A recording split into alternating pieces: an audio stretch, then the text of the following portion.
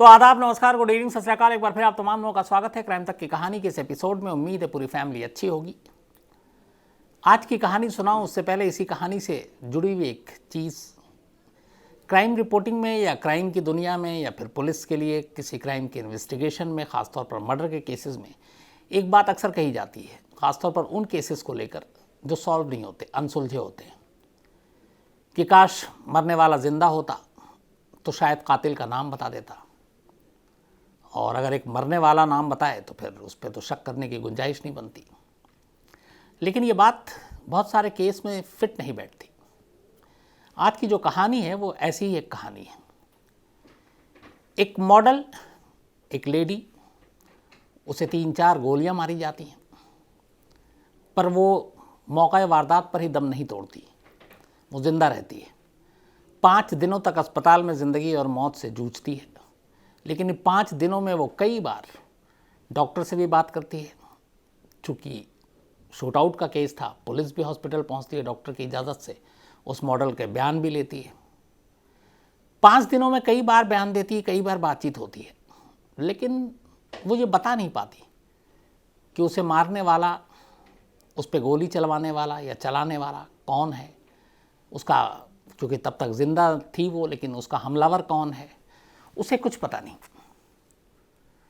और 5 दिन के बाद वो दम तोड़ देती है। जीते जी कातिल का पता बता नहीं पाई, नाम बता नहीं पाई। अब उसकी मौत के बाद पुलिस को उस कातिल को ढूंढना था। एक ऐसा कातिल जिसने या जिसके इशारे पे गोली चली, लेकिन मरने वाली को खुद पता नहीं कि आखिर इस दुनिया में उसका ऐसा कौन सा दुश्मन है, कौन दुश्मन है जो उसकी जान ले सकता है। तो पुलिस के सामने ये चैलेंज था। कहानी पटना की है और कहानी 12 अक्टूबर की है, पिछले महीने की। नवरात्रि का 7वां दिन था और पटना में एक इलाका है राजीव नगर। इसी पटना में एक जो बिहार पीजन की विनर थी, मिसेस बिहार, और मॉडल मोना रॉय नाम इस मॉडल का, दिखने में खूबसूरत, मॉडलिंग की दुनिया में बिहार में ठीक ठाक नाम। फिर ये जो टिकटॉक और आया, ये सारी चीज़ें, इसके ऊपर काफ़ी इसके व्यूज़, टिकटॉक पे काफ़ी वीडियो बनाए, तो एक तरह से काफ़ी फेमस हो गई थी मोना राय। पर मोना राय की शादी हो चुकी थी और ये मिसेस बिहार पेजेंट की सेकंड रनर अप थी और मॉडलिंग की दुनिया में भी अपनी किस्मत आजमा रही थी। 12 अक्टूबर की रात करीब 9:15 बजे राजीव नगर में नवरात्रि के 7वें दिन मोना अपनी छोटी बेटी के साथ मंदिर जाती है पूजा करने और वहाँ से लौट रही थी घर। लेकिन रास्ते में ही अचानक मोटरसाइकिल पर सवार 2 लोग आते हैं और मोना को बेहद करीब से 3 से 4 गोलियां मारते हैं। बट वो गोली इस तरह से मारते हैं कि उसकी बेटी को कोई नुकसान ना हो। गोली मारने के बाद हमलावर भाग जाते हैं। मोना लहूलुहान ज़मीन पर गिर पड़ती है। कुछ देर के बाद लोगों को समझ में आता है, वो आते हैं, मोना को उठाते हैं। उसके बाद उसे अस्पताल ले जाया जाता है। अस्पताल ले जाने के बाद डॉक्टर मोना को देखते हैं। गोलियां ज़्यादातर उसके जिस्म के निचले हिस्से में लगी थी और एक गोली सीधे लीवर में लगी थी और लीवर जो है वो डैमेज हो गया था। डॉक्टर अपनी तरफ से कोशिश कर रहे थे। पुलिस को इस दौरान शूट आउट की खबर मिलती है, पुलिस पहुंचती है। मोना उस वक्त तक बयान देने लायक नहीं थी। एक दिन बीत जाता है, दूसरे दिन पुलिस जाती है, डॉक्टर की इजाज़त से मोना से पूछती है। मोना कहती है उसे नहीं मालूम कि इस दुनिया में उसका कौन दुश्मन है और किसने उस पर गोली चलाई। पुलिस उससे फिर बयान लेती है, डॉक्टर से भी वो बात करती है। 12 से 17 अक्टूबर की तारीख आ जाती है और 17 अक्टूबर को मोना आखिरकार दम तोड़ देती है। मोना की मौत हो जाती है। अब पुलिस के सामने मोना के जीते जी उसके दुश्मन, उसके कातिल, उसके हमलावर का नाम नहीं मालूम, पहचान नहीं मालूम। और अब मोना के दम तोड़ने के बाद केस और मुश्किल हो गया, चैलेंजिंग हो गया कि अब उस कातिल को ढूंढो। अब पुलिस ने अपनी तफ्तीश शुरू की। आसपास के जितने चश्मदीद से उनसे पता किया। जिस मोटरसाइकिल पर आए थे उसका नंबर फेक निकला। कोई ऐसी जानकारी मिली नहीं काम की। अब पुलिस ने मोना के मोबाइल के अंदर झांक कर कुछ क्लू या कुछ सुराग तलाशने की कोशिश की। मोबाइल में भी ऐसा कुछ ख़ास नहीं मिला मोना के। कुछ ऐसे नंबर थे जिस पे मोना कई ज़्यादा देर तक बात करती थी अपने पति के अलावा और बाकी। अब उनमें से ज़्यादातर उसके जानने वाले थे। पुलिस ने उन सबको एक एक करके खंगाला। कोई किसी पे शक की गुंजाइश नहीं बची। इसी दौरान में पुलिस को एक मोबाइल से एक और नंबर मिला जो मोना के ही एक दोस्त का था। ऐसे और भी कुछ रिश्तेदार थे, दोस्त थे, जिनके पुलिस उनके नंबर को खंगाल रही थी। जो दोस्त था वो पटना का, बल्कि पटना के पास एक जगह है फुलवारी शरीफ, वहाँ पे एक बिल्डर था, उसका नाम था राजू बिल्डर। मोना के मोबाइल से पता चला कि राजू बिल्डर के साथ मोना की काफ़ी बातचीत होती है और काफ़ी देर तक बात होती है। अब इसके बाद मोना के घर वालों, रिश्तेदारों से पुलिस ने पूछताछ की, क्योंकि पुलिस ये जानना चाहती थी कि मोना के कौन कौन दुश्मन हो सकते हैं, या किसी कंपटीशन में, चूँकि वो मॉडलिंग की दुनिया में है, वहाँ पे कोई उसका दुश्मन तो नहीं। तो कहीं से कोई कामयाबी नहीं मिल रही थी, नंबर से भी ऐसा कुछ मिल नहीं रहा था। फिर बात आकर राजू बिल्डर पे ठहरी कि एक बिल्डर का मोना एक मॉडल के साथ क्या रिश्ता हो सकता है। पुलिस ने रिश्तेदारों से बात की तो पता चला कि ये बिल्डर और मोना एक दूसरे को करीब 10 साल से जानते थे और दोनों का परिवार एक दूसरे को अच्छे तरीके से जानता था। पुलिस को लगा कि यहाँ पे भी बेकार है सारी चीज़ें। लेकिन फिर पुलिस को लगा कि जिस तरीके से मोना राजू बिल्डर से बात करती है, ये जितनी देर तक बात करती है और जिस फ्रिक्वेंसी में बात करती है, वो थोड़ा सा नॉर्मल नहीं है। इसका मतलब वो बहुत क्लोज़ है, ख़ास है। पुलिस इस एंगल से अब जांच करती है, फाइनेंशियल पहलू को खंगालती है। फिर मोना के पति से पता चलता है कि राजू बिल्डर भी को वो जानता था, उसका दोस्त है मोना का। उसने बताया कुछ वक्त पहले उसने मोना को एक प्लॉट भी गिफ्ट किया था जब वो एक कंपटीशन जीती थी, और वो अच्छा खासा कीमती महंगा था। वो बिल्डर था, उसने ही प्लॉट दिया था। तो पुलिस को लगा कि मोना और इनके कुछ रिश्ते तो हैं और ये प्लॉट भी दिया। अब पुलिस के पास और कोई चारा नहीं, कोई रास्ता नहीं, कोई शक नहीं किसी और के ऊपर। उसे लगा कि अगर इस कत्ल की जो पहेली है उसको सुलझाना है तो फिर राजू बिल्डर ही शायद वो शख्स है जो बता सकता है। हालांकि पुलिस को शक ये भी था कि हो सकता है राजू बिल्डर ही कातिल निकले। अब पुलिस ने राजू बिल्डर के इर्द गिर्द जाल बिछाना शुरू किया, राजू बिल्डर के बारे में जानकारी इकट्ठी निकालनी शुरू की। लेकिन पता चला कि जिस रात ये कत्ल हुआ उस रात राजू बिल्डर का लोकेशन कहीं और था, फुलवारी शरीफ में था, राजीव नगर पटना में नहीं था। लेकिन हो सकता है फिर उसने भाड़े पे किराए के कातिलों को बुलाया हो, इसलिए उसका लोकेशन नहीं है। और वो समझदार है, सोशल मीडिया और मीडिया के ज़रिए आजकल लोगों को जानकारी भी मिलती है कि मोबाइल, उसका लोकेशन, सर्विलांस, टावर, सब कुछ आपके सच्चाई बता सकती है। लेकिन और कोई ऐसा किरदार था नहीं, तो पुलिस को लगा कि कहीं ना कहीं राजू बिल्डर ही इसमें शामिल हो सकता है। लेकिन सबूत कोई और नहीं मोबाइल में बातचीत करने के अलावा, और वो बातचीत भी कोई ढकी छुपी नहीं। पता चला कि दोनों परिवार जानते हैं उनके रिश्तों को। अब पुलिस कैसे पूछताछ करे? वक्त बीत रहा था। पुलिस ने कहा कि किसी न किसी तरह से राजू बिल्डर को एक बार उठाकर, बुलाकर अगर सख्ती से पूछताछ की जाए तो शायद वो कुछ उगल दे, क्योंकि अब तक जितनी शराफत से पूछताछ इसने कुछ बताया नहीं। इसी दौरान पुलिस एक दिन तलाशी के नाम पर, सबूत इकट्ठा करने के नाम पर राजू बिल्डर के घर पहुंच जाती है। घर जाने के बाद वो तलाशी लेती है। वहाँ से ऐसी कोई चीज़ नहीं मिलती जो मोना के कत्ल के ऊपर रोशनी डाल सके। लेकिन वहाँ से पुलिस को शराब की 3 बोतलें मिलती हैं। अब एक कत्ल का शराब की 3 बोतलों से क्या रिश्ता? हो भी सकता है, बहुत सारे ऐसे छोटे छोटे सबूत भी होते हैं। लेकिन यहाँ 3 बोतल मायने रखता था, क्योंकि बिहार में शराबबंदी है। बिहार में शराब पीना, शराब रखना, शराब खरीदना, ये सब जुर्म है और इसके लिए जेल है। अब मोना के कत्ल के कोई ऐसे तार, कोई ऐसे सबूत राजू बिल्डर से मिल नहीं रहे। राजू बिल्डर को उठाना मुश्किल है पुलिस को, लेकिन शराब की बोतलों की शक्ल में राजू बिल्डर की गिरफ्तारी का एक मौका मिल गया। चूँकि इलीगल तरीके से घर में शराब की बोतल रखी थी, जिस राज्य में शराबबंदी है वहाँ पे आप शराब रख नहीं रखते, लिहाजा इसी इल्ज़ाम में, मतलब एक्साइज उसकी शराब रखने की अवैध, पुलिस राजू बिल्डर को उठा लेती है और शराब वाले मामले में केस दर्ज कर लेती है। उठाया शराब के मामले में, लेकिन पूछताछ हो रही है कत्ल के मामले में। अब पुलिस पूछताछ करती रहती है, वो बताता रहता है, लेकिन एक बार भी राजू बिल्डर मोना के कत्ल में अपना हाथ होने की बात को एक्सेप्ट नहीं करता। पुलिस तमाम कोशिश कर लेती है। आखिर में राजू बिल्डर के कॉन्फिडेंस, राजू बिल्डर की तमाम बातों को सुनने के बाद खुद अब पुलिस कंफ्यूज हो जाती है। उसे लगता है कि शायद राजू बिल्डर सच बोल रहा है, उसका इस कत्ल से कोई लेना देना नहीं। पुलिस को लगा कि वो जहाँ से शुरू की थी उसने अपनी जांच वहीं पे खड़ी है। अब पुलिस ने राजू बिल्डर को थोड़ी देर के लिए अलग किया, उसने कहा किसी और पहलू से मामले की जांच करते हैं। इसके बाद पुलिस ने वो काम किया जो कायदे से किसी भी क्राइम इन्वेस्टिगेशन में उसको शुरू से करना चाहिए था। उसने राजीव नगर उस मौका वारदात स्पॉट पे जहां मोना को गोली मारी गई थी, उसके आसपास के सारे सीसीटीवी फुटेज को खंगालने का फैसला करती है। उस जगह पे जो मोबाइल के टावर थे, उन टावर के ज़रिए ये पता लगाने की कोशिश करती है कि यहाँ पे उस रात 12 अक्टूबर की रात 9 से 9:30 के बीच में कितने फ़ोन एक्टिव थे और कितने नहीं थे।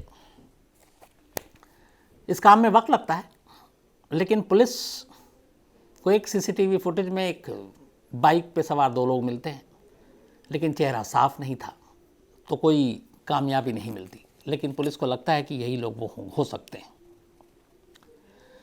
इसके बाद अब पुलिस मोबाइल के उस रात के उस टावर से कितने फ़ोन एक्टिव थे उनको एक एक कर बारीकी से पढ़ना और समझना शुरू करती है। और शुरू करते करते अचानक कुछ फ़ोन नंबर को वो ज़ीरो इन करती है, जो उसे लगता है कि शायद कुछ यहाँ पे इनकी मौजूदगी जो है वो शक पैदा करती है। और उनमें से एक नंबर को जब पुलिस ने देखा, शॉर्ट लिस्ट किया, और जब वो नाम आया तो पुलिस के थोड़े से कान खड़े हुए। वो नाम था भीम यादव का। पटना से करीब 45 मिनट या 1 घंटे की दूरी पर एक जगह है, एक शहर है छोटा सा आरा। तो उस आरा का रहने वाला भीम यादव दरअसल एक सुपारी किलर था। अब पुलिस को लगा कि जिस वक्त मोना का कत्ल हुआ उस वक्त भीम यादव की राजीव नगर में मौजूदगी, उसके फ़ोन का यहाँ एक्टिव होना, इसका मतलब है कि कहीं ना कहीं तार जुड़ रहा है। इसी के बाद अब पुलिस ने भीम यादव के मोबाइल को सर्विलांस पे लगाया, उसका लोकेशन पता किया और आखिरकार भीम यादव को उठा लिया। भीम यादव गिरफ्तार होता है, लेकिन वो भी मुंह नहीं खोलता है।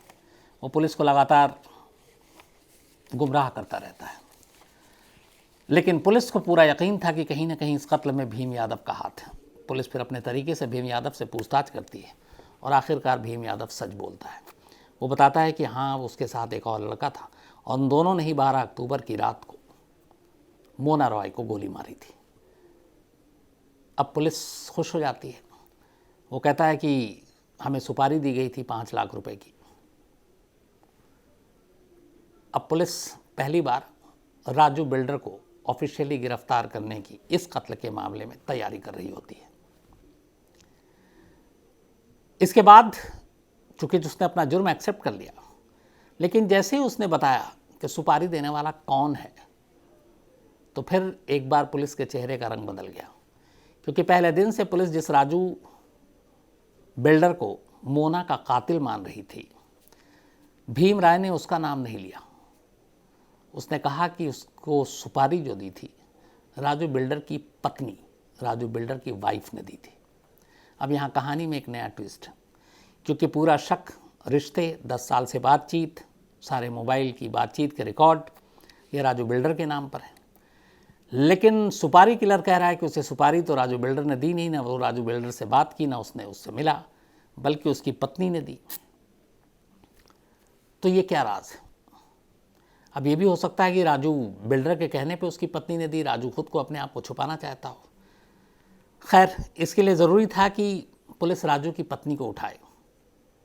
लेकिन जैसे ही इधर ये सुपारी किलर गिरफ्तार हुआ, राजू बिल्डर की पत्नी गायब हो गई। अब पुलिस उसे ढूंढ रही है, वो कहीं मिल नहीं रही। राजू बिल्डर को इधर पूछा कि भाई तुम्हारी पत्नी गायब है और सुपारी किलर तुम्हारा नहीं, तुम्हारी पत्नी का नाम ले रहा है। तो फिर वो सारी चीज़ें, जो पैसे थे, वो सारी कहानी आई। इस कहानी फिर ये सामने खुली कि राजू बिल्डर और मोना राय करीब 10 साल से एक दूसरे को जानते थे। दोनों के बीच प्यार का रिश्ता था। मोना राय की शादी हो गई, लेकिन ये रिश्ता बरकरार रहा। इस दौरान में राजू बिल्डर ने जब मोना के साथ अपने रिश्ते की बात उसके घर वालों को मालूम थी, राजू बिल्डर की पत्नी को भी मालूम थी, लेकिन वो फिर भी किसी तरीके से बर्दाश्त कर गई और उसने कहा चलो जो भी होगा फ्यूचर में देखेंगे। लेकिन बीच बीच में राजू बिल्डर मोना को बहुत महंगे महंगे गिफ्ट देने लगा। इस बात से राजू बिल्डर की बीवी नाराज़ रहने लगी। फिर आखिर में इसी पिछले साल 2020 में राजू बिल्डर ने मोना को एक महंगा प्लॉट गिफ्ट में दे दिया, जिसकी कीमत लाखों में थी। ये बात जब राजू बिल्डर की पत्नी को पता चली तो वो और ज़्यादा नाराज़ हो गई। उसे लगा कि इस तरीके से तो ये अपनी सारी प्रॉपर्टी उसे दे देगा, फिर उसे और उसके बच्चे के लिए क्या बचेगा। और इसी के बाद उसने तय किया कि उसे अपने पति से नहीं बल्कि मोना से छुटकारा पाना है। और फिर उसने मोना को रास्ते से हटाने की प्लानिंग बनानी शुरू की। चूँकि राजू बिल्डर एक पेशे से प्रॉपर्टी डीलर बिल्डर था, बहुत सारे ऐसे बैड एलिमेंट्स, ऐसे लोगों से उसकी जान पहचान थी, तो उन्हीं में से कुछ लोगों के ज़रिए उसे पता चला कि कुछ सुपारी किलर हैं, आरा के हैं। तो उनसे उसने बातचीत की, 70,000 रुपये एडवांस दिए, 5 लाख रुपए में डन हुआ। और पैसे लेने के बाद भी कई महीने निकल गए, लेकिन ये सुपारी किलर मोना राय को मार नहीं पाए। इस बात के लिए वो भी राजू बिल्डर की पत्नी बहुत ज़्यादा गुस्से में थी और बार बार उन्हें कहती उसका अब कि अगले दिन मार दो, अगले दिन मार दो। तो लास्ट में ये लोग इतने तंग आ गए, इतने परेशान आ गए, इनका ये भी था कि शायद नवरात्रि के बाद कभी मौका देख के मारेंगे। लेकिन राजू बिल्डर की बीवी के दबाव में आकर नवरात्रि के 7वें दिन उन्होंने 1-2 दिन रेकी की, पता किया और फिर मंदिर से लौटते हुए घर के करीब गोली मार दी। सुपारी किलर गिरफ्तार है, राजू बिल्डर को क्लीन चिट मिल गई है, लेकिन इस पूरे गेम की असली मास्टरमाइंड यानी राजू बिल्डर की वाइफ फरार है और अभी भी पुलिस के हाथ नहीं लगी है। अब जब वो लगेगी तो इस कहानी में शायद कुछ और नई कहानी जुड़े तो मैं आप तक ज़रूर पहुंचाऊंगा और बताऊंगा।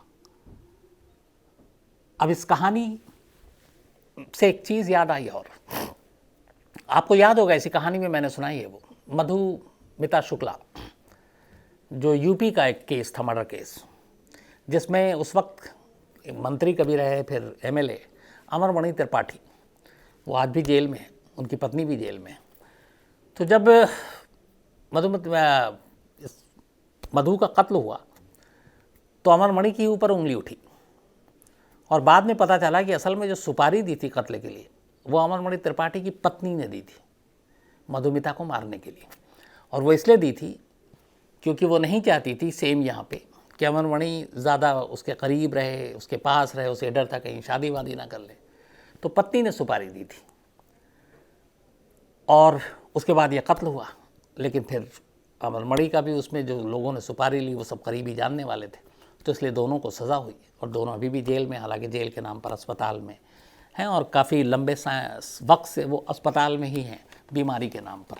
तो अपने यहाँ कानून का एक दूसरा रूप ये भी है कि जो बड़े और ताकतवर लोग होते हैं, जिनके पास पैसे होते हैं, कहने को अदालत से वो जेल में होते हैं, लेकिन थोड़ा सा अगर आपका जुगाड़ है तो फिर आप अस्पताल में भी ऐश कर सकते हैं। और ये अमरमणि त्रिपाठी और उनकी पत्नी के केस से कोई भी समझ सकता है। तो खैर ये थी कहानी, लेकिन ख़त्म करूं उससे पहले वही सिलसिला। इंजू सिंह मुंबई से हैं, आज इनका जन्मदिन है, हैप्पी बर्थडे इंजू। और मनु जोशी जी ने भेजा है, इनकी दोस्त हैं। इसके अलावा रंजन कुमार सिंह, इनका बर्थडे था, गुजर गया। और इनके भाई हैं अजय सिंह जी, नाराज़ हैं मुझसे बहुत, तो अजय भाई माफ़ी चाहता हूँ, कहीं ना कहीं कुछ दिमाग से निकल गया या फिर दिखा नहीं या नोट नहीं कर पाया, लेकिन कोई बात नहीं, बिलेटेड हैप्पी बर्थडे। और वादा है अगले साल एकदम वक्त पे मैं विश करूँगा। तो हैप्पी बर्थडे रंजन कुमार सिंह जी। इसके अलावा अच्छे यादव जी हैं और इनका भी आज जन्मदिन है, तो अच्छे यादव साहब हैप्पी बर्थडे और आप हमेशा अच्छे रहें।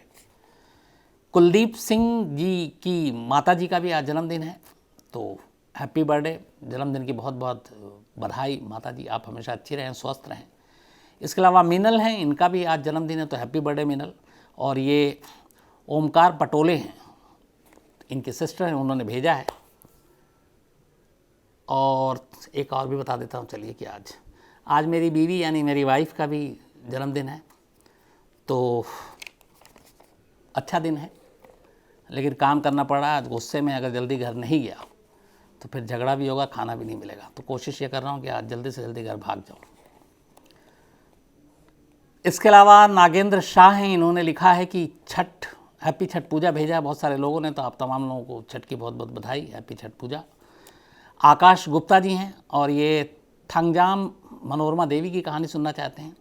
इसके अलावा सैयद उमर हैं, समीर बेहरो हैं और इनका कहना है कि आईपीएल में खेलने की वजह से इंडिया वर्ल्ड कप में हार गई, बाहर हो गई थकान की वजह से।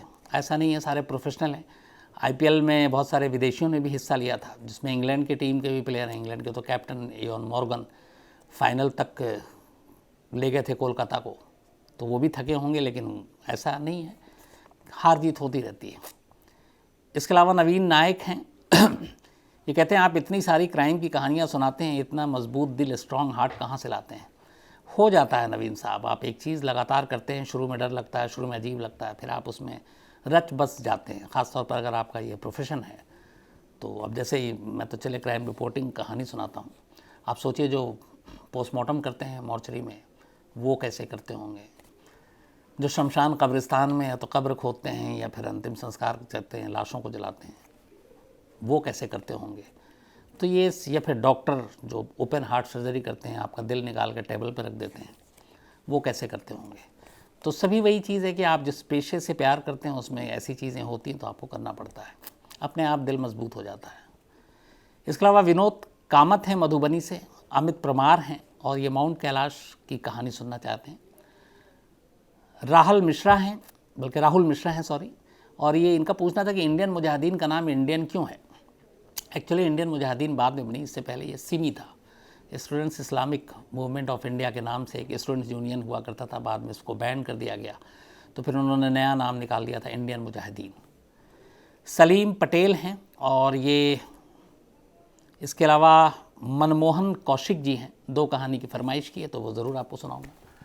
तो आज कहानी में इतना ही। अब आपसे मुलाकात होगी कल रात 9 बजे किसी नई कहानी के साथ। तब तक अपना ख्याल रखिएगा। Thank you very much.